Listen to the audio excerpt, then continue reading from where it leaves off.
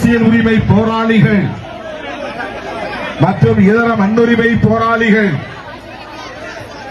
சாதி ஒழிப்பு போராளிகள் அனைவருக்கும் முதலில் எனது செம்மாந்த வீர வணக்கத்தை செலுத்துகிறேன்.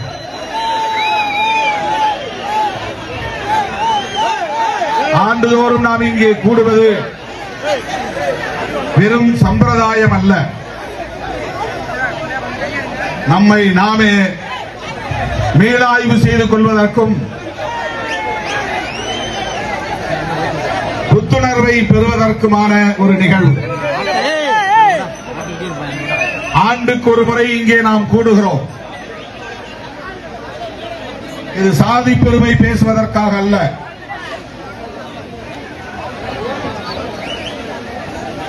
இறந்தவர்களுக்கு வீரவணக்கம் செலுத்துகிற வெறும் சம்பிரதாய நிகழ்வு அல்ல.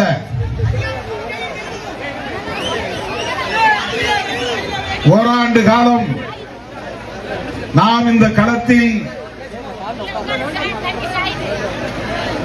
எவ்வாறு களமாடி இருக்கிறோம், என்ன சாதித்திருக்கிறோம், நம் எதிர்காலம் எப்படி அமையும், இனி என்ன செய்ய போகிறோம் என்று நமக்கு நாமே மீளாய்வு செய்து கொள்கிற ஒரு களம், நமக்கு நாமே சுய விமர்சனம் செய்து கொள்ளுகிற ஒரு களம், நமக்கு நாமே புத்துணர்வை ஊட்டிக் கொள்கிற ஒரு களம். நம்மை எவரும் பாராட்ட மாட்டார்கள், ஊக்கம் தர மாட்டார்கள்.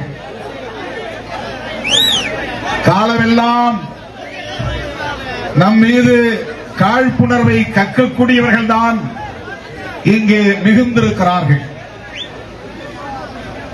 அவதூறுகளை பரப்பக்கூடியவர்கள் தான் இங்கே அதிகரித்திருக்கிறார்கள். அப்படி வஞ்சமும் சூதும் சூழ்ச்சியும் நிறைந்த இந்த அரசியல் களத்தில் நமக்கு நாமே புத்துணர்வை, புது தெம்பை ஊட்டிக் கொள்வதற்கான ஒரு களம்தான் இந்த மேலவளவு போராளிகளுக்கு வீரவணக்கம் செலுத்துகிற களம்.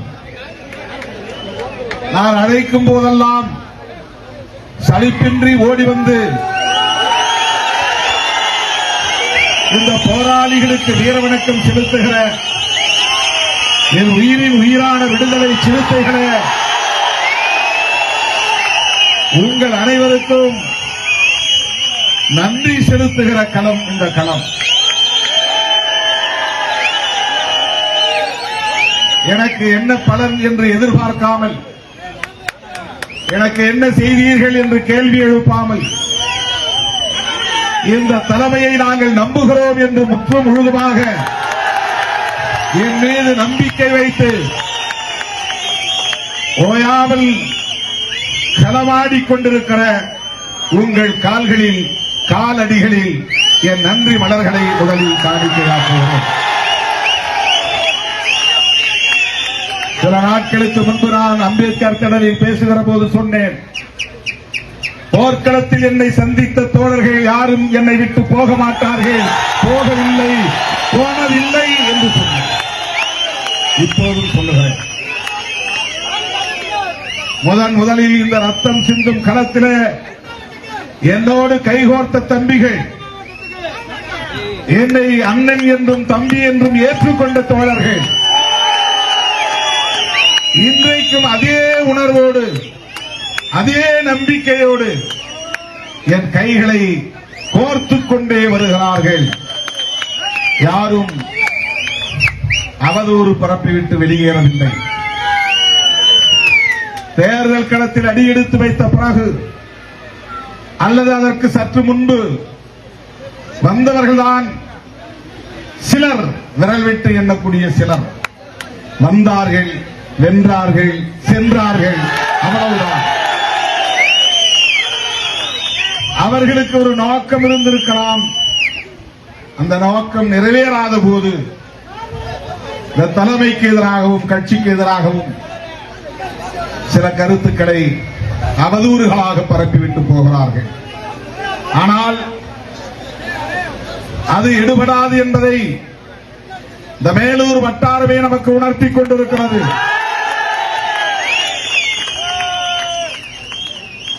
எத்தனையோ அல்லு சில்லுகள் இங்கே வந்து கிராமங்களில் புகுந்து சாதி உணர்வையும் தூண்டிவிட்டு இந்த இயக்கத்திற்கு எதிராகவும் எனக்கு எதிராகவும் அவதூறுகளை பரப்பிய போதும் அவர்களால் இங்கே ஒரு வேரை கூட அசைக்க முடியவில்லை.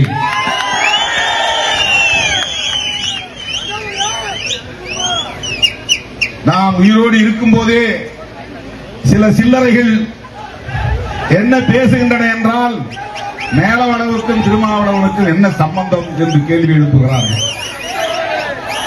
மேலவளவு முருகேசன் அவர்கள் செருப்படி கொடுப்பது போல் பதிலடி கொடுத்தார். இப்படி பேசுகிறவர்கள் யார் என்றே எங்களுக்கு தெரியாது. சிறுத்தைகள் தான் எங்களுக்கான ஒரே பாதுகாப்பு அரண் என்று பதிலடி கொடுத்தார். இப்படி நாம் விழித்திருக்கிற போதே, உயிர்ப்போடு இருக்கிற போதே திரிபுவாதம் பேசுகிற கும்பலும் இங்கே இருக்கத்தான் செய்கின்றன.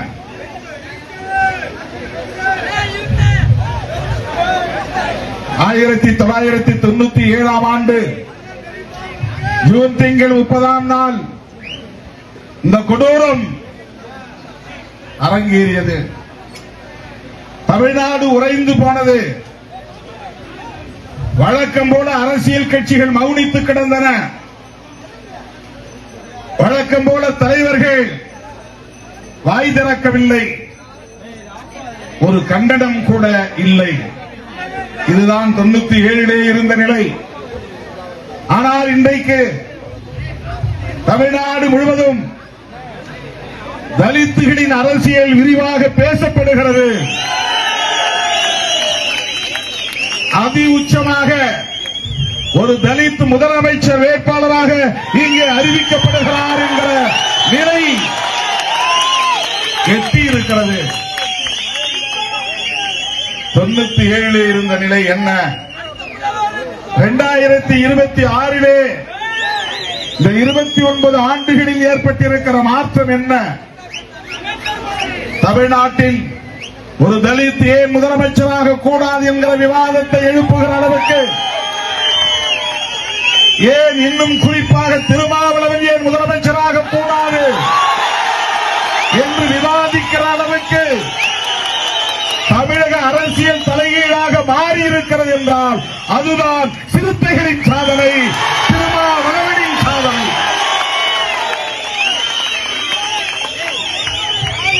இது சாதாரணமாக நிகழ்ந்த ஒரு மாற்றம் இல்லை. இன்றைக்கு எந்த துறையிலும் தலித்துகளை பற்றி பேச முடியும், பேச வேண்டும், பேசியாக வேண்டும் என்கிற ஒரு வரலாற்று கட்டாயம் நிகழ்ந்திருக்கிறது என்றால் இது ஒரு பண்பு மாற்றம், பரிணாம வளர்ச்சி. அகநிலையிலும் புறநிலையிலும் ஏற்படுகிற மாற்றத்தால் தான் ஒரு பண்பு மாற்றம் நிகழ முடியும். அளவு மாறுபடுகிற போதுதான் தன்மை மாறுபடும். அன்றைக்கு இந்த களத்திலே மேலவளவு முருகேசனோடு 7 பேர் வெட்டுண்டு மாண்டார்கள். அவர்கள் நினைத்தது வெறும் மேலவளவு முருகேசன் மட்டும்தானே. அவன் தலையை வெட்டி உருட்டலாம், கால்பந்து விளையாடலாம், எவன் கேட்க போகிறான் என்ற இருமாப்பு இருந்தது.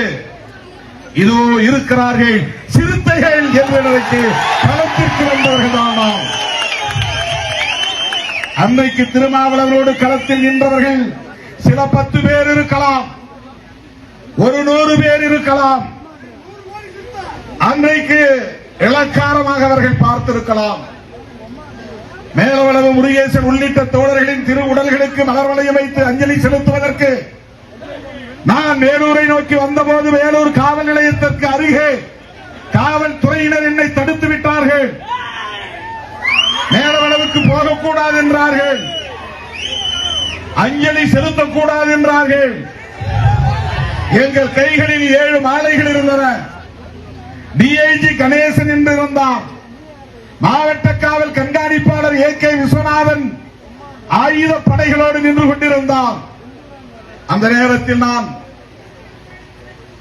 எடக்கு முடக்காக நடந்து கொள்ளவில்லை, முரட்டுத்தனமாக நடந்து கொள்ளவில்லை, அசட்டும் துணிச்சலாக நான் எதையும் செய்ய முயற்சிக்கவில்லை. டிஐஜி கணேசன் அவர்களை அழைத்து சொன்னேன், அனுமதிப்பீர்களா மாட்டீர்களா என்று கேட்டேன். அப்போது நான் ஒரு அரசு ஊழியர், 30 வயதை கூட நிரம்பாத ஒரு இளைஞன். என்னோடு சில 100 பேர், 100க்கும் குறைவானோர் தான் நின்று கொண்டிருந்தார்கள். அரசியல் புரியல் இல்லாத இளைஞர்கள், அனுபவம் இல்லாத இளைஞர்கள், போராட்ட களம் பார்க்காத இளைஞர்கள், போலீஸை களத்தில் சந்திக்காத இளைஞர்கள், எது நடக்கும் என்ன நடக்கும் என்பதை அறியாதவர்கள்.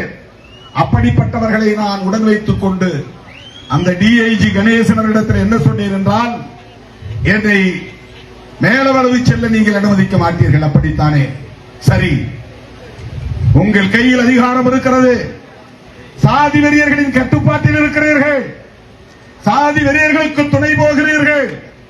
சரி, இந்த மண் எங்கள் முருகேசன் நடமாடிய மண், அவன் காலடிகள் பட்ட மண் இது.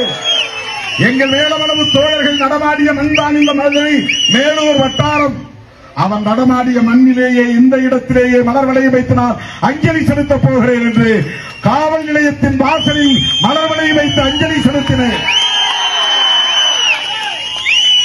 இதை சற்றும் டிஐஜி கணேசன் எதிர்பார்க்கவில்லை, சற்றும் எதிர்பார்க்கவில்லை. நான் ஆத்திரப்படுவேன், மீறி செல்லுவேன், காவல்துறையோடு வாக்குவாதம் செய்வேன், தகராறு பண்ணுவேன். அதனால் சாதி வெறியர்களுக்கும் சிறுத்தைகளுக்கும் மோதல் நடக்கும், கலவரம் நடக்கும், கல்வீச்சு நடக்கும், சட்டம் ஒழுங்கு பாதிக்கும் என்றெல்லாம் அவர்கள் கற்பனை செய்திருக்கலாம், அச்சப்பட்டிருக்கலாம். நான் அந்த இடத்தில் சாதுரியமாக, எங்களை நீங்கள் அனுமதிக்கவில்லை, அதற்காக நாங்கள் வீம்பு செய்ய மாட்டோம், வீண் வம்பு வளர்க்க மாட்டோம். என் தோழர்கள் நடமாடிய மண், அவர்களின் காலடிகள் பட்ட மண், மேலூர் நகர வீதிகளில் இருக்கிற மண். இந்த இடத்தில் நான் அஞ்சலி செலுத்துகிறேன் என்று 7 மாலைகளையும் அந்த இடத்தில் வைத்து அந்த இடத்தில் நின்று வீர வணக்கம் செலுத்திவிட்டு நான் மதுரைக்கு திரும்பினேன். அவர்கள் நினைத்திருக்கலாம் இவர்கள் பலவீனமானவர்கள், அவர்கள் நினைத்திருக்கலாம் இவர்களால் காவல்துறையை எதிர்க்கிற வலிமை பெற்றிருக்கவில்லை, இவர்களுக்கு அந்த வலிமை இல்லை. அவர்கள் நினைத்திருக்கலாம், சாதி வெறியர்கள் நினைத்திருக்கலாம், திருமாவளவன் பயந்து பின்வாங்கி போய்விட்டான் என்று. ஆனால் விடுதலை சிறுத்தைகள் விஸ்வரூபம் எடுத்தோம். அந்த படுகொலைக்கு பிறகு என்ன செய்வது என்று கூடினோம், தல்லாகுளத்தில் உட்கார்ந்து பேசினோம். அதன் அடிப்படையில் தான் சென்னையில் மாபெரும் பேரணி அறிவிக்கப்பட்டது. அதன் அடிப்படையில் தான் நாடு தழுவிய பந்த் அறிவிக்கப்பட்டது. மதுரை மண்ணில் இருந்துதான் அந்த முழு அடைப்பு போராட்டத்தை அறிவித்தோம். மதுரையை தாண்டி இயக்கவில்லை, இன்னும் சொல்ல போனால் வேலூர் வட்டாரத்தை தாண்டி இயக்கவில்லை. அப்படிப்பட்ட நிலையில் நான் எடுத்த முடிவு முழு அடைப்பு போராட்டம். கடலூர் மாவட்டத்தில் தீப்பிடித்தது, வட மாவட்டங்கள் முழுவதும் அது பரவியது. முழு அடைப்பு போராட்டம். சென்னை பேரணி ஆகஸ்ட் 23, ஜூலை 23 சென்னை பேரணி, ஆகஸ்ட் 8 மேலூரில் பேரணி. அடுக்கடுக்கான போராட்டங்கள் மக்கள் போராட்டமாக மாற்றினோம். 4 பேரை வச்சுக்கிட்டு வன்முறையில் ஈடுபடவில்லை. அந்த இடத்தில் என் வீரம் என்ன என்று காட்ட நான் முயற்சிக்கவில்லை. அந்த இடத்தில் நான் வீம்பு செய்யவில்லை. அதை மக்கள் போராட்டமாக மாற்றினோம். அப்போது என்னுடன் இந்த தம்பிகள் மட்டும்தான் இருந்தார்கள். இப்போது இருக்கிற பெரிய ஆளுமைகள் கூட என்னோட அப்போது இல்லை. இப்போது இருக்கிற முன்னணி பொறுப்பாளர்கள் கூட என்னோடு இல்லை. மேலூர் தம்பிகளை மட்டுமே வைத்துக் கொண்டு இயக்கத்தை முன்னெடுத்து சென்றவன் திருமாவளவன். அந்த மலைச்சாமி கூட இருந்தவங்க கூட எல்லாரும் போயிட்டாங்க, யாரும் கூட கிடையாது. ஒரு ஆள் இல்லை மேலூர்காரங்களை தவிர. மேலூர்கார தம்பிக 10 பேர். இன்னைக்கு முத்துக்குமார் நம்ம இடத்திலே இல்லை. அந்த தம்பிக்கு இந்த நேரத்தில் நான் வீர வணக்கம் செலுத்துகிறேன். அவருடைய இல்லத்திற்கும் செல்ல இருக்கிறேன்.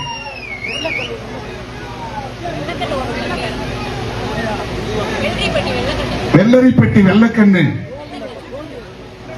இவர்கள் எல்லாம் அந்த காலத்தில் என்னோடு இருந்த தம்பிகள். கள அனுபவம் இல்லாதவர்கள், அரசியல் அனுபவம் இல்லாதவர்கள், சாதி அரசியலை பற்றி தெரியாதவர்கள். இந்த 10-20 பேரை வைத்துக் கொண்டுதான் இந்த இயக்கம் வெகு மக்கள் இயக்கமாக பரிணமித்தது. சும்மா நிகழ்ந்து விடுவதில்லை. வெறும் சாதி உணர்வால் ஒரு இயக்கம் வளர்ந்து விடாது. வெறும் சாதி உணர்வு மட்டுமே ஒரு அரசியல் இயக்கத்தை 1/4 நூற்றாண்டு காலத்திற்கு தக்க வைத்துக் கொள்ளாது. அவ்வப்போது காலத்திற்கு ஏற்ப நாம் நகர்த்திய காய்கள், நாம் எடுத்த முடிவுகள், நாம் சேர்த்துக் கொண்ட உறவுகள், இந்த அடிப்படையில் தான் இன்றைக்கு மேலவளவுக்கு இடதுசாரிகளும் வந்து வீரவணக்கம் செலுத்துகிற ஒரு மாற்றம் நிகழ்ந்திருக்கிறது. தோழர்களே, அன்றைக்கு மேலவளவு முருகேசன் விடுதலை சிறுத்தையாய் தன்னை அடையாளப்படுத்திக் கொள்ளவில்லை. அவர் திராவிட முன்னேற்ற கழக தொண்டராகத்தான் இருந்தார். அதுவும் நமக்கு தெரியும். என்னிடத்தில் வந்து பேசுகிற போதே அப்படித்தான் சொன்னார். புலிப்பட்டி, கம்மாப்பட்டி வையங்கருப்பன் அவர் தான் முதல்ல வேட்பாளரா நம்ம கட்சி சார்பில் நிக்கிறேன்னு விரும்பினார். வையங்கருப்பன் அவர் நிக்க வேண்டாம், நான் நிக்கிறேன் அப்படின்னு வந்து சொன்னார் முருகேசன். நான் சொன்னேன், மந்தையில தீர்மானம் போட்டிருக்காங்களே, உனக்கு பயம் இல்லையான்னு கேட்டேன். ஆனா சமுதாயத்துக்காக என் தலையே போனாலும் கவலைப்படல. இந்த நூற்றாண்டில் நான் பார்த்த ஒரே மாவீரன் மேலவளவு முருகேசன் தான். நான் சந்தித்த மாவீரன். சாதி வெறியர்களின் அச்சுறுத்தலையும் மீறி என் தலை போனாலும் அந்த அரசியல் உரிமையை நான் பாதுகாப்பேன் என்று என்னிடத்தில் சொன்னவன் மேலவளவு முருகேசன். மறுபடியும் மறுபடியும் கேட்டேன். அததான் வந்து தலையை எடுத்துருவோம் சொல்றாங்களே, ஏன்பா இந்த வீண் முயற்சி?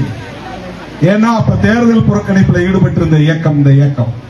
அதனால எனக்கு பெரிய ஆர்வம் இல்லை. அப்ப ஆற்றல் அரசு தான் சொன்னார், நாம எலெக்ஷன் நிக்கலன்னா அதுக்காக நம்ம சமுதாயத்தை சார்ந்தவர்கள் நெருக்கடியில் இருக்கும்போது நாம ஏதாவது முடிவெடுத்துதானே ஆகணும். தம்பி ஆற்றல் அரசு சொன்னார். சக்திவேல், அப்ப அவர் பேரு சக்திவேல். நாம் தேர்தல் களத்திலே இல்லாவிட்டாலும் தேர்தலில் போட்டியிடுகிறவர்களுக்கான பாதுகாப்பை யார் முன்னெடுப்பது? அப்போது நான் சொன்னேன், நீங்க போய் போட்டியிடுங்க, இந்த இயக்கம் உங்களுக்கு துணையாக இருக்கும் என்று சொன்னேன். களத்தில் போய் நில்லுங்க. தமிழேந்தி இப்போ இருக்கிறார், தமிழேந்தி அவங்க எல்லாமே நேரடியாக களத்தில் வந்து நின்று 10 நாள் நின்று ஓட்டு கேட்டாங்க. தேர்தல் பிரச்சாரத்தில் ஈடுபட்டார்கள். எல்லோருடைய பெயரும் இங்கே சொல்ல நேரமில்லை. தோழர்களே, அப்படி எந்த பின்புலமும் இல்லாமல் இந்த களத்தில் சாதி வெறியர்கள் ஒருபுறம், அடக்குமுறை அதிகாரம் பெற்றிருக்கிற அதிகார வர்க்கம் ஒருபுறம், ஆட்சியாளர்கள் அல்லது அரசியல்வாதிகள் ஒருபுறம், இப்படிப்பட்டவர்களின் ஒடுக்குமுறைகளை தாக்கு பிடித்து நின்று இன்றைக்கு நான் அடிக்கடி மேடையில் சொல்லுவது போல், எங்களை ஓரங்கட்ட பார்த்தாலும் ஒதுக்கி வைக்க பார்த்தாலும் நாங்களே மையம் என்பதை நிரூபிப்போம். நிறுவனமானதா இல்லையா? 2 சீட்டு என்று கிண்டல் செய்கிறவனுக்கு அந்த 2 சீட்டினுடைய அருமை என்னவென்று